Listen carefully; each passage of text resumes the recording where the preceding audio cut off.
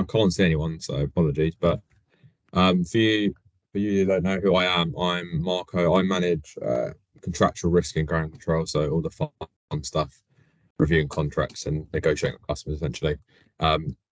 Blair's kindly asked me today to go through some tips on managing money. Appreciate probably some of the things you already know, but hopefully you can take at least one thing away. I like to think I'm quite savvy with money, so maybe that's why Richard recommended me to do this on behalf of the finance team. So quick agenda really, go through the economics, keep that brief because it's quite dry, but it's important to understand how the mechanisms work. Look at some different bank accounts, credit cards, savings accounts, talk a little bit about being a minimalist, and then some benefits that ground control offer that you might not know about. So inflation, there's a 2% target which is set by the government and Bank of England. For you that don't know who inflation is, it's the change of prices in goods and services over a period of time. And it's measured by the CPI, which is the Consumer Price Index, which takes a basket of goods. And those basket of goods are the most popular items that we consume on a day-to-day basis. And you can see by this graphic here what that's made up of. Obviously, predominantly housing, you've got food, travel, holidays, healthcare.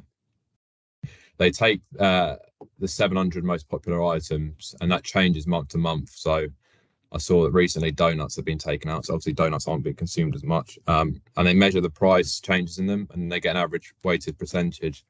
And that creates the inflation number, which is provided each month.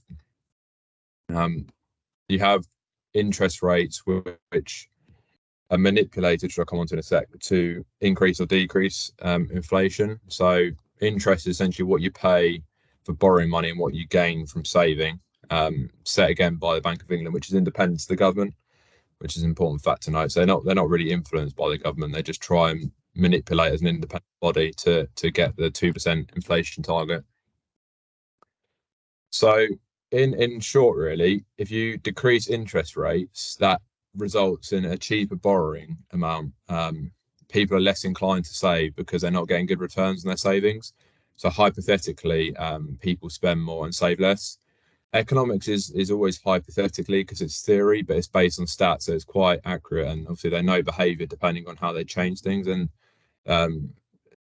increasing interest rates does obviously the opposite. So it makes borrowing more expensive, but it gives you a better return on savings. People generally can't afford to borrow as much, but they can put some money away and they're incentivized to save because they're getting a good return on the saving. And then basically how this works in a market is that if people spend less on goods and services, then prices rise slower, so that hopefully reduces inflation. That's why you've seen recently the interest rate go up, because inflation's at 10%, so they're trying to reduce that. We'll come on to a bit more about that in a sec. So the main thing people will see is the mortgages. So if you look at high street banks, you see that mortgage rates went to 6-7% from like 1 to 2%.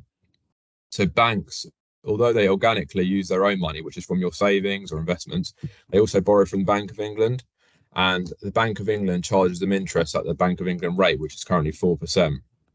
So when that rate increases, that's passed on to the consumers, i.e. us, and also then bank adds their margin. So you'll never get, if it's 4%, you're never going to get 4%. It'll be probably about 5 or 6 because they put their margin in there, and then that's passed on to us as a borrower to pay back those fees. So unless you're on a fixed rate, so fixed rate is what it says really. It's fixed for a period of time, depending 2, 5, or 10 years, the common terms. Then you have variable rates, which changes depending on that Bank of England rate. So variable rates are cheaper, but they're more riskier in the sense that you're liable for the fluctuation. So you would have seen in the news recently, people who are on variable mortgages will be paying higher interest rates now, because obviously the Bank of England interest rate's gone up from 0.25 to 4% now. So people will be paying them. From a rental perspective, it's a similar principle, because landlords also have buy-to-let mortgages and their interest payments go up. So they're looking to pass those costs to protect their margins onto the consumer. There's also the fact of demand and supply, because it's less desirable, because it's less profitable to be a private landlord, which means that rental properties don't come up as much anymore, and landlords seek to either put the money in the bank with higher interests or maybe in the stock market because it's just not desirable with the higher costs. And I won't get into this, but there's also been tax changes to prevent basically people having large portfolios of property because they want to encourage first-time buyers. So that's another reason why rents increase quite a lot, and there's not enough rental properties versus the demand. And here as well that people, as interest rates go up, people can't afford mortgages, so they seek to rent instead. So why is the inflation rate so high at the moment? So you've got quantitative easing, which is basically printing of money. So the government prints money and pumps it into the economy to stimulate the economy. And when they do that, then obviously think there's more money in the economy, so people spend more and prices increase quicker. You'll see that a lot with COVID, the COVID payments, all that sort of stuff. That's sort of essentially quantitative easing. They're pumping money. You've got conflicts in Ukraine, which we all know about. Reduced supply of key goods, so energy, raw materials. Energy is pretty much needed in everything we do, so that would affect every consumer good. People have higher costs, so they pass it on to the consumer, prices go up. And then COVID-19, scarce resource. I mean, a good example on this one you would have seen is the chips. So chips used in laptops, cars, a lot of things, consoles, all those types of things. The used car market went up ridiculously, and loads of things that were involving those resources that couldn't be produced anymore because factories are shut down. So that's just sort of catching up as well. Then you've got the demand and supply. So when there's high demand and low supply, then you get higher prices and the opposite as well. So you see this graph here. I won't go into this because it's quite dry, but this is the market equilibrium. So this is where demand meets supply, and this is what the consumer pays. So here, and obviously, if you've got a low supply of something, there's a massive demand. Example I can think of is the trainer market. So sneakers, they're not produced, they do it on purpose, but they don't produce loads of them, but loads of people want them. So the resale is high on them because everyone wants them. So although you don't really need to know loads about it, in my opinion, it's important to know how it works so that, you know, in the news, you can understand a little bit more about how the economics affect like your day-to-day life. But I didn't really want to sort of dwell too much on the economics. I wanted to go more into like how there's certain tips that can help you. So you may know some of this stuff, as I say, but most of the stuff is from my own experience, actually, stuff that I actually have as well. And I hope that if you can take one thing away, that'd be good. So I don't know if many of you know, but not sure who your current account's with. It'll be different across the board, but you can actually make money just literally switching your current account. So there's a thing that the government implemented called switch guarantee, which you'll see this symbol. Most banks adopt it, certainly the large banks. And basically, it's a guarantee that like a process will switch your current account over to a new provider. So it gives you, because before basically banks had like a monopoly where they'd keep consumers in because it's so difficult, people couldn't be bothered to switch. But since bringing this in, it's so easy. I've done it myself. You literally can switch banks. You just apply for it. You know, bank accounts are generally accepted for, unlike credit, it's different. But switching can, you know, you get £175 for switching your current account. You're literally doing a few clicks. It takes 10 minutes. £175 is a lot of money. Not only that, you get a £250 interest-free overdraft for First Direct, and you get 7% up to £300 a month. So on savings, so if you save £300 a month, you get £136.50. So if we start adding these together, that's £300 in the year from not really doing anything, in my opinion. So First Direct is a good one. I chose First Direct because they've got really good customer service, and that's something that's certainly important to me. But there's others, providers. I think Nationwide have an offer as well, but I'll show you how to find the different types.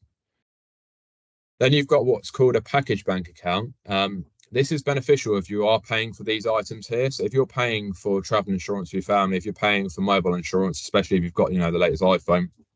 I had a look yesterday actually, and insurance on an iPhone, the latest one is like £12 a month. So this costs £156 per year. It's £13 a month. So just by you utilising the mobile phone insurance, it's pretty much the same price. Then you also get the travel insurance, the vehicle breakdown. You get 5% cash back on certain things, and you get other benefits from Nationwide.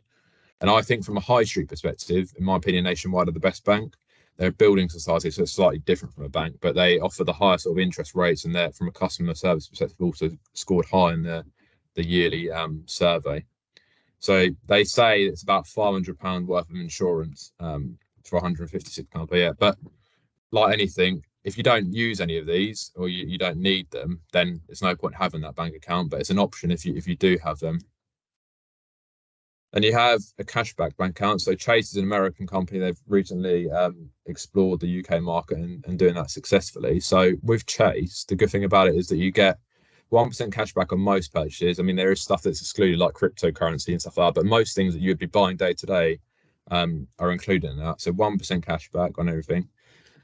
You then get 3% interest on easy access savings. So easy access savings, you can put it in and out daily. There's no penalties for doing that, and that's a high interest rate. I'll compare that with, you'll see later on how that compares with other accounts, but really beneficial there for doing nothing again, and the 1% cash back as well.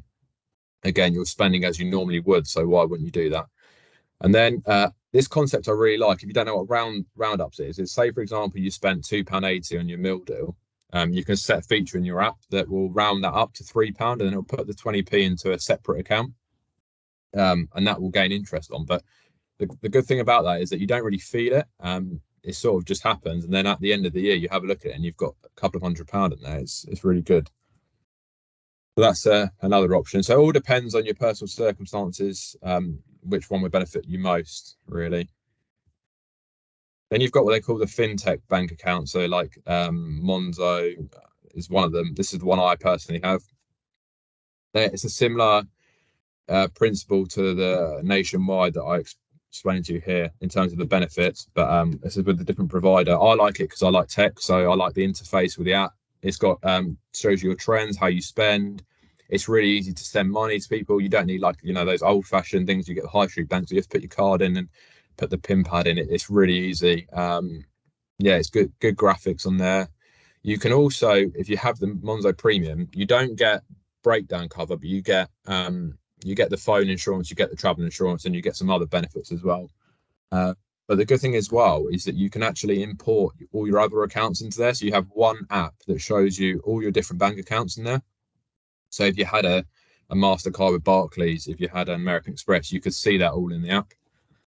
Again, it's only worth, there is a free Monzo account, by the way, but it's only worth having the premium if you're going to utilize the benefits. If you don't, if you're not bothered about your phone and it's not worth to insure, or if you don't really go on holiday, or if you've got something else instead, then it's not worth paying £15. That's only worth it if you're actually going to utilize the benefits, really. So that's like sort of an overview really on the bank accounts. I wanted to talk about credit cards. I think there's a really negative perception about credit cards, and for me they're fantastic if you know how to use them properly. I've had a credit card for like 8-9 years and I've never paid interest on it, so and I'm going to explain that really and how that works. So it allows you to borrow money for goods and services that with a promise that you'll repay the card provider. So obviously it's not free money, you have to pay it back. There is a standard which is generally 56 days. It does vary slightly from card provider, but there's an interest-free period, 56 days from the purchase. If I bought something today, I wouldn't have to pay that sum back for 56 days. And if I then surpass that 56 days, I would pay interest at the APR rate, which is normally about 30%. So it'd be prorated depending on how quickly you pay it back. They tend to have high interest rates because they're not a good tool to use for long-term debt. So if you're renovating your house and it's going to cost you £20,000, I generally wouldn't suggest getting a credit card, depending on if you could get a £20,000 limit for an interest-free period, which I'll come on to. Those types of purchases are better with a bank loan. You can get a more preferable rate. And don't get a credit card unless you're sensible and you can actually pay the money back. You can't think that you can have the credit card and then spend all your money in your bank account. You actually do need to pay it back. And if you don't, you can quite quickly get in a bad habit where you're just racking up a credit card bill. And then you could be in a really bad position. So I want to make that point quite clear, really. Another good thing some people don't know with a credit card that's important is that there's a statutory section 75 protection for purchases over 100 and less than 30,000. So a lot of people would use this for holiday. So if the firm goes bankrupt, something goes wrong, it doesn't come as described, your bank is liable to support you getting the money back. I've experienced this personally with I had some fraud on my account from America on my American Express, and they're really, really good at sorting it out, and they pay me back straight away and investigate in the background. So this is really good for holidays. especially in the current climate. There's a lot of companies. I saw a big construction firm this morning go bankrupt. So in the current climate, it's important to have that protection, and it's free. It doesn't cost you anything as long as the purchase falls within this remit. Then you've got the protection. So again, you don't get that. You don't get that with a bank account. If you pay, £1,000 on your debit card for a holiday, you have no protection. So doing nothing, doing this with the Section 75, you've got protection. So it's a free insurance, really. And providers are good with sorting that out. So I don't know if anyone's heard of a 0% credit card or a purchase-free, interest-free period credit card, but they're provided by numerous banks to entice customers to come over to them. And what they offer is they offer an interest-free period for a specified time, and that can be 12 months. I've seen it go to nearly 3 years, but I'll come on the next slide. But the current period is 24 months, and what that means is that if you bought, let's say for example, I bought something today for £500, and I didn't have the money to pay it off, but rather than paying interest on the £500 that I'm paying, then I can get a credit card that divides that £500 over 24 months. And as long as the promotional window is 24 months, you'll pay no interest on that payment. So long as you pay the minimum payments, which are generally 2 to 5% per month, and that you pay the full balance off by the end of the promotional window. So, and the beauty of this is that there's always offers. So you can and this is what I was going back to my point earlier about never paying interest, because let's say, for example, today I take out a credit card. Let's say I take out a credit card with Halifax for a 24-month period interest free. That 24 months is elapsed now. I then just get a Barclays one, and you just keep going from one to another. So as long as you're paying off that balance each time, you never have to pay interest on a credit card. You just need to be savvy with it. It's important to note that and I'll show you some examples of this in a second, but it's important to note, depending on your credit score, you may not even get the full promotional window. You may not get a credit card, but generally there's always a product for something. That I saw one when I was looking yesterday, that for people with poor credit scores, you can get 12-month interest-free period. So, like a practical example of this, so car insurance, you would have seen that when you pay for your car insurance, it may be, using the £500 example again, it may be £500 lump sum, or you can pay £60 a month. That works out 20-30% higher than if you paid it in a lump sum. So my advice here would be is that you put the car insurance on the credit card, the interest free. You'd only pay £500, but you still pay it in instalments. So you're getting the benefit of the instalments, but you're not paying the interest. And then you can use that money that you would have paid monthly on something that you enjoy. Some other examples: car tax, gym memberships, holidays, high value purchases. Sometimes through the business, you can use their finance system to buy something, but you pay a high APR. Again, wouldn't advise that. You shouldn't really be paying for anything unless it's high value with interest. There's loads of ways to do it. So here's some actual practical live examples. So you've got a Barclays card, so 24 months interest free. It's the longest one at the moment. So again, you don't pay any interest for 24 months. So long as you pay that minimum payment back and you pay the full balance by the end of the 24-month period, the product is what you paid for at the start. And if you want to be even, if you want to get into the more of the longer term benefits as well, that money that you would have spent, say for example, I spent something today, I bought something today, again, £500. I bought something. If I kept that £500 in my bank account, I'd gain interest on 2 years. So I get £500 over 2 years of interest. Whereas if you put it on your credit card, not only do you not pay interest, but you keep the £500 that you would have spent anyway, you gain interest on it, and you pay no interest via the card provider. But you need to be regimented. You need to be smart. You're actually paying that, and you set that direct debit up for that amount, so you are paying it off, because it's quite easy to build up a balance thinking, oh, you've got 24 months, and then you get to the end of the 24 months and you're thinking, crap, I haven't got the money to pay it off, and then you're going to start paying high interest. So I think that's what banks are sort of hoping to do to some extent, because they make money from the interest, but they also make money from the card processing fee. So, and then you've got NatWest 23 months and M&S, but there's loads of others. There's 10, 20, 30, I think, in there. So you can just go from one to another, which is really handy.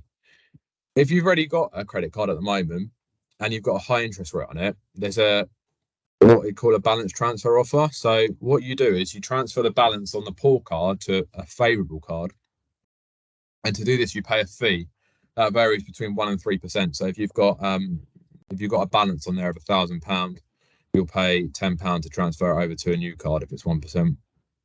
And what it does is exactly the same as what I've just discussed before. Is it transfers over to a promotional card, where then you have an interest-free period on that balance you transferred over. So if you transferred over £500, £200, and you're paying 30% APR, you might as well transfer that over to an interest-free card, and then you've got, again, the window to pay it off. So if you look at balance transfer cards, you've got 30 months interest-free with a 3% fee. With NatWest, you've got M&S, they give you £25 as well if you do 2,500 transfers, quite a lot. But yeah, you've got the even bigger windows to pay it off. So no one really should be paying interest on the credit cards is the point I'm getting at. And I think there's a real negative perception of credit cards. If you've got a credit card, it means you can't afford to buy it. That's not the case. It's actually quite smart having a credit card. I've got quite a few myself. You just need to be disciplined is the key point, really. Discipline with it and making sure you can afford to pay back, and you're not just going nights out, putting your credit card behind because you think you've got loads of money, because they do generally give you high limits as well. So you just need to be disciplined, really. The point here I'd make here about check eligibility. So I don't know if people know, but there's soft and hard credit checks. A soft check doesn't affect your credit score. So check eligibility, if you click this, and I'll show you how to do this a bit later on, that'll conduct a soft check and give you a probability of you getting that card. They're pretty much bang on in terms of if it says you're going to get it, you're going to get it. A hard check, it shows in your credit score for 6 months. The reason you don't want too many hard checks is because it looks like you're desperate for credit, and people don't want to lend to consumers who have got loads of applications for credit because it looks like they haven't got any money. So you need to be clever with how you apply for them and making sure that you're only applying for ones that you're actually probable of getting, because some banks won't some banks target certain consumer groups. So you may have a perfect credit score, but they don't want to target you. They want to target someone who hasn't got a great credit score. So don't be sort of disheartened as well if you don't get accepted on certain ones. There's always one for everyone, really.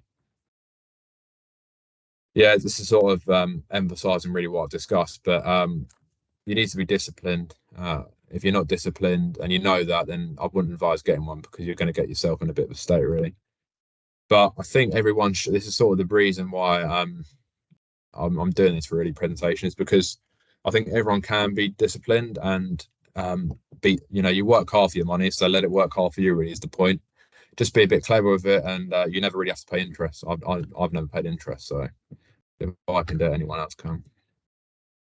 You might have heard of American Express, one that I've got. I really like it. It's just exactly the same as a credit card. It's just a different provider. So you have Visa, MasterCard, and American Express. The difference with American Express is that it charges a higher fee to a merchant. So say, for example, I buy something from a shop. The shop will have to pay a certain percentage to American Express, Visa, or MasterCard, depending on the card I've used.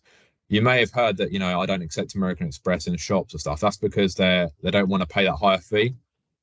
Most large firms, like the big supermarkets, the big coffee shops, all those sort of ones, I don't think Costa actually do though, accept American Express. So it's mainly the smaller firms, really. PayPal, they accept American Express. And American Express is not something you'd have for an interest-free period. So it's not what I've just discussed, with the Barclay card for 24 months. It's a reward card, as I call it.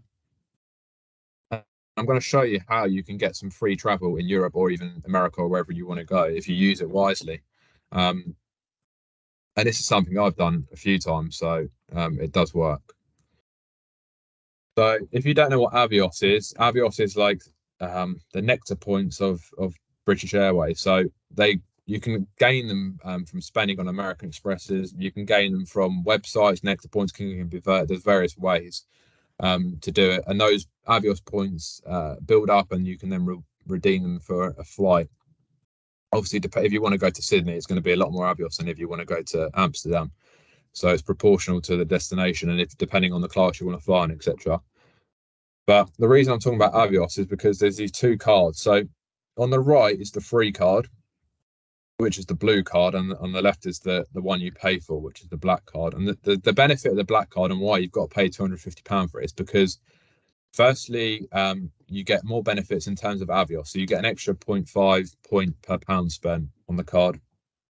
You also get a much greater sign-up offer of 35,000 Avios versus 5, which is the current offer. It's normally 25,000.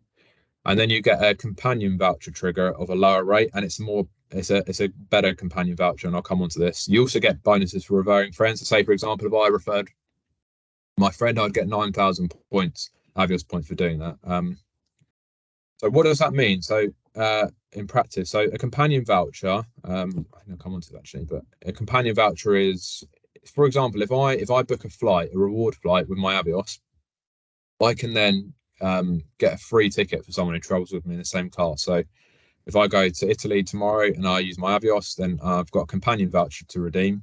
Then that means that I can bring someone with me for free as long as they've got the flight. So how does this look in terms of putting it into practice? So I did an example here, and I appreciate this one's got a high sign-up fee, but there's a bit of a trick here. So if you're going to spend £3,000 in 3 months, and that is a lot of money, but there may be like a big event, you're booking a holiday, you're, I don't know, doing some small home improvements, you're buying a car, I don't know. If you're going to do that, then it'd be better getting this card because you'll gain the bonus, and you can then cancel the card and receive a pro rata refund. That's better. What you do is you do the 3 months, you get your bonus, and then on the 4th month you call them up and you cancel and move over to the free card, but you'll still keep the bonus points. This is an example of doing nothing. So if you're as long as you're disciplined, as I say, and you're not spending extra money because you've got American Express. Say, for example, you're already spending £80 in Morrison's each week on your shopping. You're doing nothing different. You're just using a different card. By doing that, with this blue American Express, you'll end up after a year spending, I think this works out £60 a week on average, with near 9,000 points. So to put it in perspective, to go to Rome is 11,750 points plus 50p in taxes. So in a year and a half, being very conservative in spending, you'd be able to go to Rome. I think anyone can really go in a year if you're savvy. There's also other ways to earn it using hyperlinks. So, for example, there's a BA Rewards app where you go into it, you click into ASOS, and it'll give you 9 points per pound spent. So there's other ways to do it as well. If you're a bit more, if you're going to spend that money up front and you go for this one, you can go to New York for £25,000 Avios points, plus £50 in taxes and £60 Amex fee. And the way I've worked that out is I've done £250 for the card divided by 12 times by 3 to get the 3 months you've got to pay for. So if I said to you, go to New York for £110, I think that's a pretty good deal for me. And then if you spend 10,000, you'll get a companion voucher and you can go 2 of you. So it's even better. But that's just this the sort of point is really to emphasize that by changing a card, doing absolutely nothing, especially with the blue one, as long as you're spending that money anyway, you're doing nothing different and you're going to get free stuff. So why wouldn't you do it, basically? I've gone the companion voucher. I've sort of explained that really. This is the definition from British Airways. So entitles you to receive a second seat on the same flight as when you make a reward flight. Just a little point here, actually. BA release a certain amount of reward flights per flight. So not every seat is a reward flight. I think it's about 10 to 12 per flight, but on the destinations that they fly a lot, New York, most European destinations, quite a few American, you'll find a reward flight as long as you book it in advance. But if you're looking for the ones that are really hard to get, like the Singapore, Sydney, stuff like that, because they're desirable, there's not so many flights to them. Again, this isn't really important for American Express. They're only suitable if you're paying the balance off full each month. There's no interest-free period above the standard 56 days. So if you're not planning to pay it back, you're not getting American Express because the APR is significantly higher than the high street banks. It's 75%. So you're just going to get yourself in a lot of debt. This is only for if you've got the money, if your salary's being paid into your debit card, into your bank account, and you're then going to spend that money anyway on your bills or shopping or presents or whatever you're spending in that month. Just spend that on the American Express, put that money aside in your bank account and pay it off after the 56 days, and it will benefit you. If you're not disciplined, do not get this card because you'll get yourself in debt. So again, goes back to the point of being disciplined. But everyone has bills you have to pay anyway. So there's a benefit to everyone here, even if you're not spending it on things that are nice to have. Really, it's just just your food shop. You could do well on this. Another thing as well, actually, American Express have offers inside the app. So I'll give you an example. They did the other day. If you spend £100 in Morrison's, you get £20 cash back. As an example, they're not always that good. That was a good one, but they do have other offers for different merchants and stuff. Customer service is really, really good as well. Another one that I've seen quite a lot, certainly in my friendship group, but when you go abroad and you're spending on your card and you're paying a fee. So normal banks will charge a surcharge on foreign transactions. So you'll pay the if you go to a European country and you pay in euros, you'll pay in euros. It'll transfer that to pounds and it'll charge you a fee to do that. This is quite a good example. So if you spend $1,000 in America, let's say, made up of $500 cash withdrawals and 20 transactions of $25 each.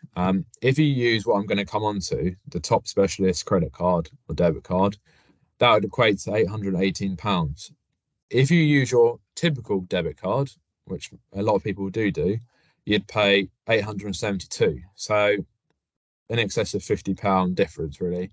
Worst case, if you're trying to get cash at the airport, which no one should be doing, you're going to pay £949. So I know there's not a big delta from the cash, but I think people are moving away from cash. So I always compare it with this option here. But they're still saving at the end of the day anyway. So what is a specialist credit card? So a specialist credit card is a credit card that quite a few banks provide with no fees on spending or withdrawals abroad. Not only that, you've got the Section 75 protection, again, £100 to £30,000.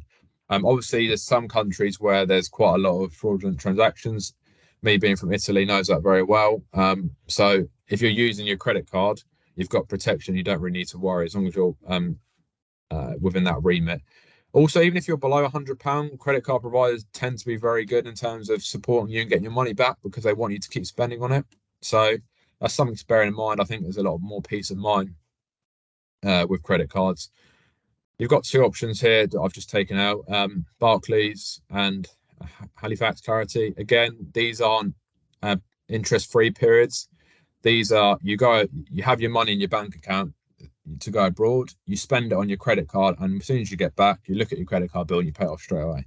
That's how you do it. You don't lump loads of money, you go on holiday thinking you've got a credit card, come back and realize you can't pay it because you're going to start paying high interest on it. So make sure if you do have these cards that you've actually got the money in your bank to pay it off.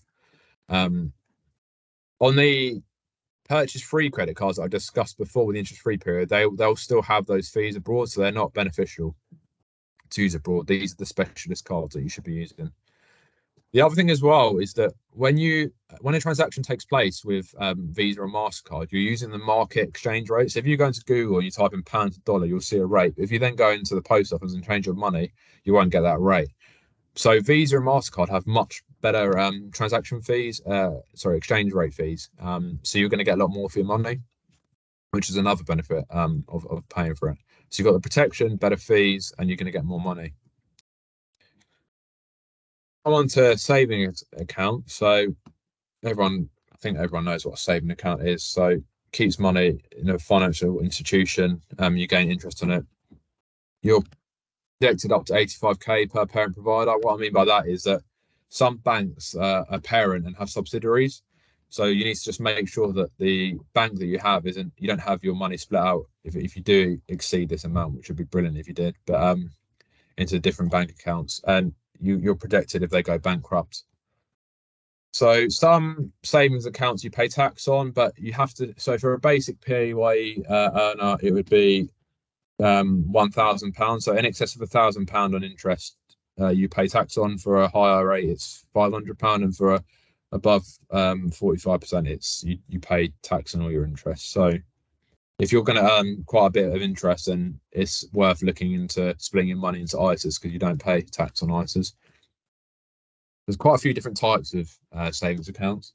The main one people will know is easy access. Limited access, so that will mean that you can take a couple of withdrawals out, but it limits you. Fixed bonds. A bond is just a form of savings, but it's fixed for a period of time. So you may see that a bond is 1 year fixed for 3% return. So you've got to keep the money in there. Otherwise, if you take it out, you lose all your interest. And sometimes they actually can charge you a fee for taking it out. So with these fixed ones, make sure that if you're going to leave it in there, you actually can afford to keep the money away. An ISA is a tax. You can put up to 20,000 into an ISA tax-free.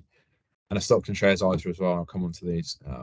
So here's a comparison of some of the most favourable easy access and fixed savings accounts. The best one at the moment is Paragon Bank, 3.1%. Chase, the one I explained earlier, is a really good current account with Chase. It's 3%, so it's marginal. Then you've got the longer term ones. If you're fixing it for 2 years, you're going to get 4.26%. So obviously they're encouraging you to do that. But again, you need to, if you're going to lock money away, make sure you actually can afford to do that. And why is it important to have this? You may think, oh, I don't have much money in my savings. Is it worth it? Well, you'd be quite surprised. So if you had £1,000 saved and you had that in your Barclays everyday saver, which currently pays 0.55%, versus if you had it in your Paragon, you'd have per 1,000 saved, you'd have £25.50 better off. Which, okay, yeah, it's not life changing, but it's still £25.50 from doing absolutely nothing. And that can go towards, like, I don't even know what you get for £25.50, probably a few coffees now, a few beers or whatever. But the point is that just by doing a few clicks, you can have more money. And you should always be doing that, because if I gave you £25.50 today, you would take it. So you do the same thing here, right? Here's a few options of what you can get, and I'll show you how you can look at these in a bit more detail.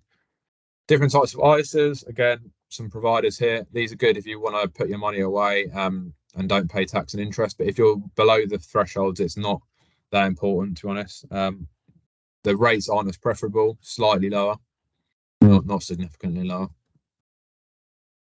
Stocks and shares ISA, these are for more riskier investments. They invest in funds. A fund is an amalgamation of various companies into one fund. So you may see a FTSE 100, which is the top 100 companies. They track the performance of those 100 companies. Obviously, stocks and shares go up and down, so they're riskier. You could hypothetically end up with less than you put in if you take it out. The reason I say higher risk hypothetically is because if you look at trends, and this is a line of best fit, investments tend to go up over a period of time.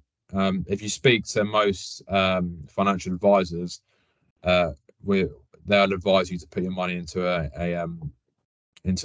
tracker, which would track a certain. Yeah, I think you've got to be careful with these, because you need to know what you're doing, really, and you need to have an idea of what you want to invest in, and be prepared that you potentially could lose more than you put in. So therefore, more riskier investors. Lifetime ISA is good if you want to get on the property ladder. So it's a government scheme where if you put up to 4,000 a year, they'll match it. Up to 25%, sorry, not match it. So you'll have per 4,000 a year, you'll have 5,000 by the end of it. You get interest on that as well, and that will build up over time. So if you wanted to buy a house for a deposit, then this is a good option to use, because you're getting free money from the government basically, and you should be trying to maximise it if you're doing that. Users don't know NSI premium bonds. This is one I like.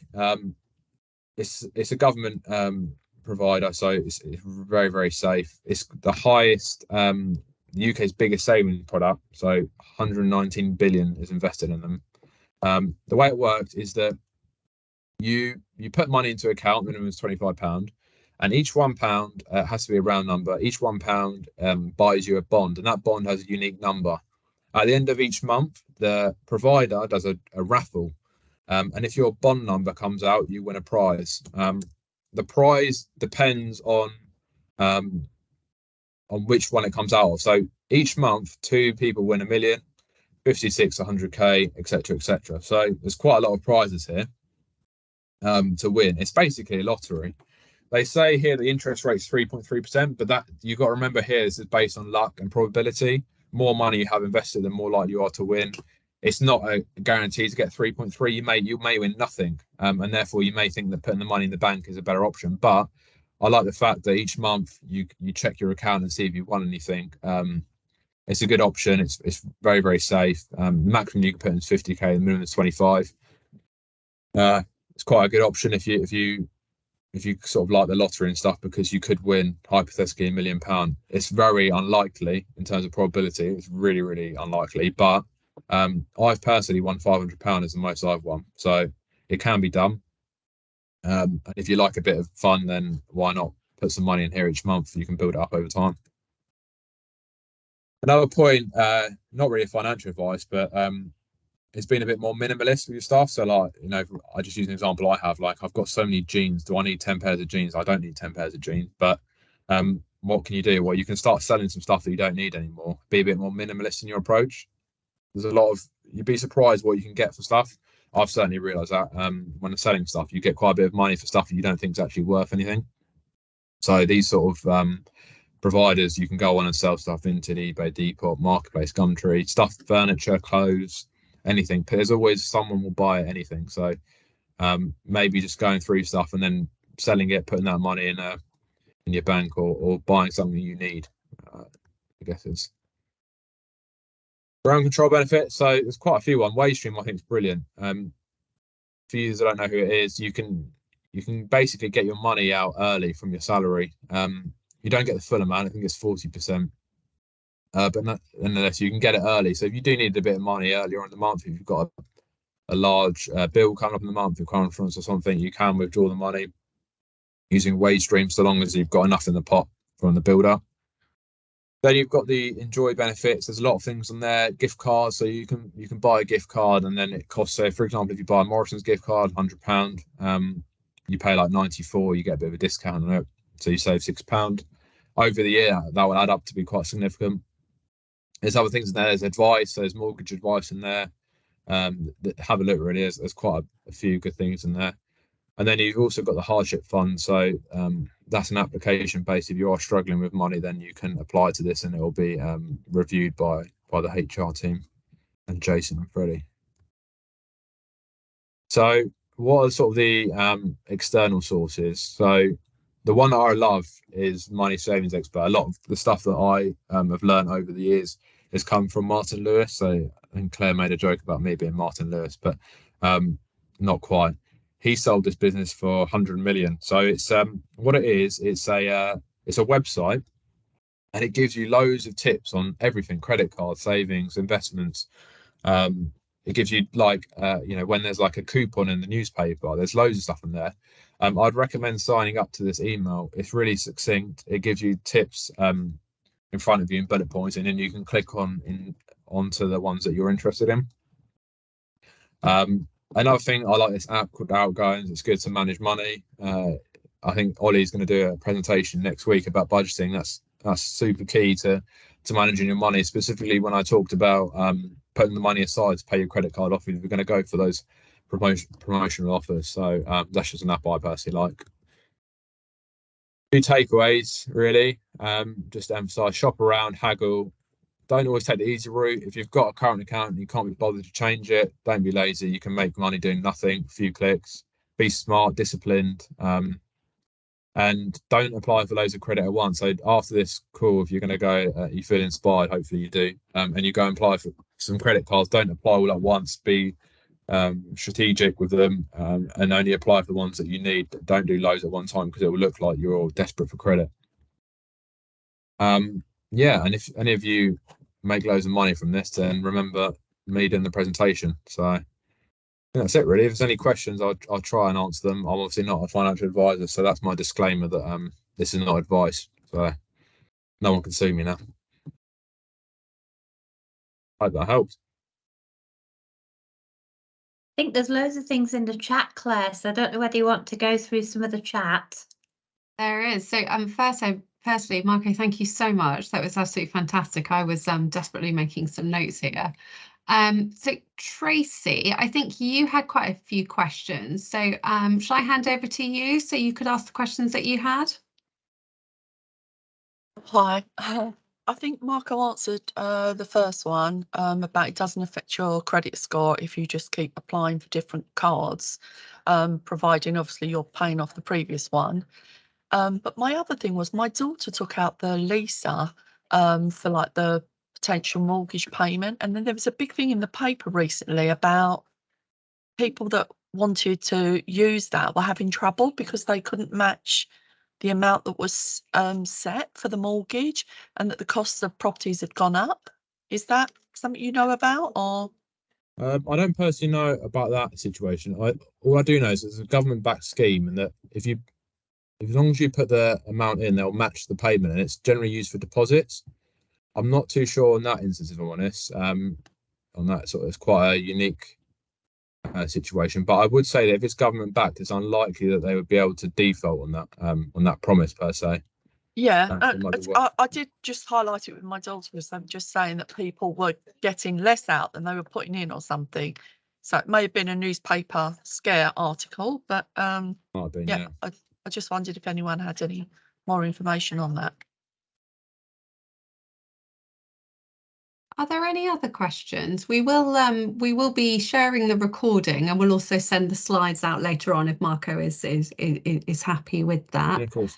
Another thing to highlight is that the wonderful Samantha Downing within the talent team is also doing a monthly blog now on all of our benefits that we have in place across ground control, and she's sharing her experiences and talking about which ones she's used and how she found them. So that will all be that's on the Pulse. I've just put a link in the chat to that. So any questions you have around those, I'm sure Sam will be quite keen to have a look and see what we've got. And any questions, please follow up with us or Marco, unless you wanted to ask them now.